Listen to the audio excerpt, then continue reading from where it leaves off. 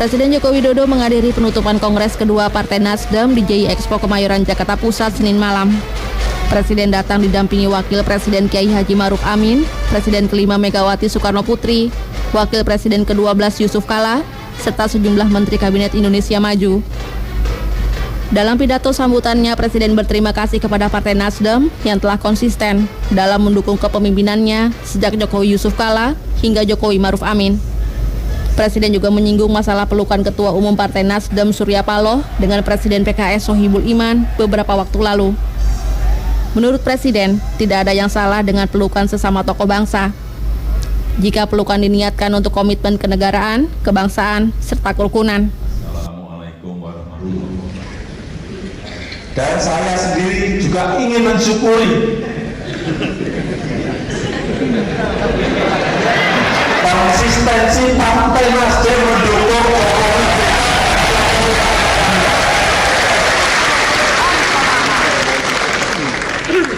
urusan rangkulan Pak Surya dan Pak Sohibul Iman itu hanya masalah kecemburuan. Ya, kita terima kasih Presiden Republik Indonesia Pak Jokowi yang memang konsisten terus mendapatkan dukungan sepenuhnya, sepenuh hati, setulus hati, dan secara konsisten beliau benar-benar memberikan kesempatan waktunya untuk memberikan semangat teman-teman pada hari ulang tahun ke-8. Terima kasih aja, Bang. Kita doakan semoga tetap sehat, ya, dengan tugas-tugas kebangsaan yang begitu berat. Kongres kedua Partai Nasdem dilaksanakan sejak 8 hingga 11 November 2019. Surya Paloh kembali dipilih secara aklamasi sebagai Ketua Umum Partai Nasdem untuk periode 2019-2024. Ahmad Muhajir, Bayu Pamungkas, JAK TV. Ya, pemirsa, dan kita akan langsung membahas mengenai dinamika politik Partai Nasdem pasca Kongres. Ini sudah hadir di studio. Yang pertama Bapak Said Salahuddin, pengamat politik. Selamat siang Pak Said. Terima kasih sudah hadir. Yang berikutnya juga ada Bapak Hermawi Taslim, Wasekjen Nasdem. Terima kasih Bapak sudah hadir. Oke, Bapak, ini kan sebenarnya sebelumnya sudah ada beberapa dugaan-dugaan yang beredar di publik, bola panas seperti itu ya, yang akhirnya sedikit banyak di acara Kongres tadi malam terpatahkan. Nah, ini Anda sebagai Wasekjen Nasdem, apa yang ingin Anda sampaikan? Iya, jadi memang seperti dikatakan juga kemarin oleh Presiden, Nasdem itu seperti bayi ajaib. 2 kali ikut pemilu dan pada pemilu terakhir dia mengalami kenaikan kursi terbanyak dan 23 mendapatkan perolehan suara terbanyak juga 4 juta sekian. Jadi memang dia menarik. Dia menarik banyak perhatian, lalu ditambah dengan pernyataan sana sini. Kita memang diminta untuk menahan diri, tidak usah mengomentari karena ya pengamat ya begitu, mereka dari berbagai sisi.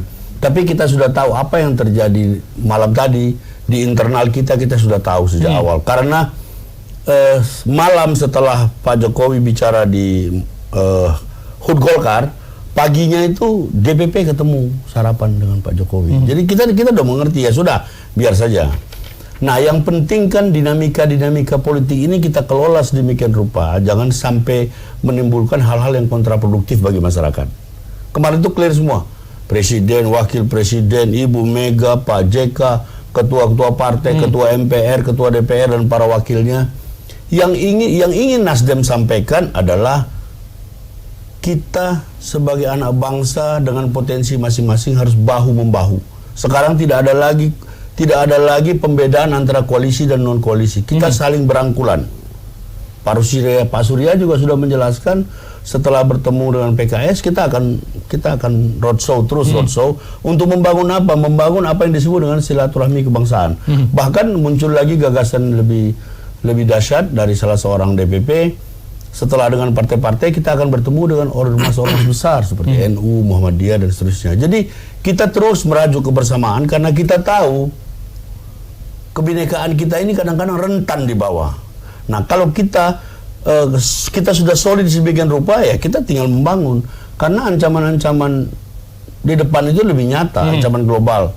Resesi itu nggak bisa dianggap enteng karena beberapa negara sudah mengalami dampaknya. Nah, kita hanya bisa mengatasi itu kalau kita bersama-sama Nggak ada lagi, kita tidak habiskan lagi waktu kita untuk hal-hal yang tidak produktif.